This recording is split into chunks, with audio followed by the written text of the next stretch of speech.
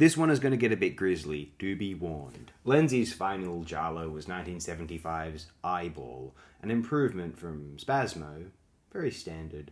Might be considered genuinely trashy compared to, or if it even were one of, Argento's films, and yet there is merit to be found here, although not dissimilar to the appeal of Lenzi's earlier giallo, hardly unique.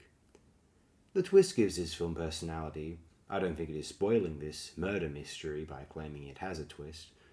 It is implausible a storyline, illogical that people would behave in this manner. It doesn't defend horror films from the accusation that they are stupid, especially those from Italy. When you're watching the film in the moment, it's easier to admire the accomplishments of the photography, the slick and jarring, kind of nightmarish quality of a couple of murder sequences, decent lighting. You know,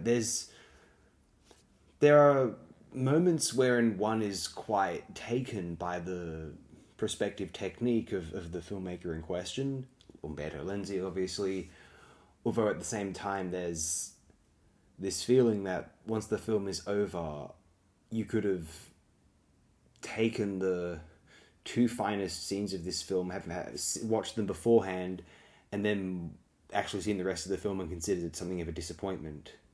That there is that possibility. I actually staged a murder/sacrifice scene in the film I'm going to release hopefully this year. I'm trying to raise funds to get the rights for a couple pieces of media that are used in the film.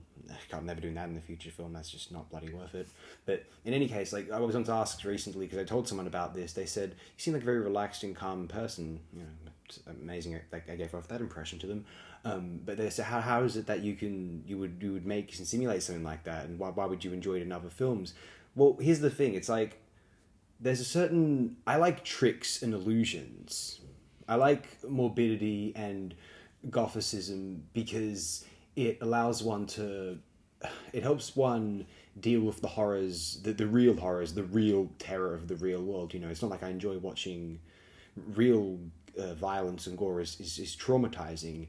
And yet, you know, there are vets and hospital workers who have to deal with this sort of thing every day and they still have a smile on their face. There's a certain way of learning to compartmentalize these two things. I never ever think, with the exception of August Underground, but that was just impressive, I rarely ever think, if ever think, the effects in a film look real. There are films that went too far. By the time we got to 2000s, the torture porn subgenre, the fact that we had to call it that is just kind of telling that it was probably a bit too far. And the phenomenon that was Serbian film Human Centipede, I think we kind of reached an apex, especially with the internet and the availability of shocking violence being what it was.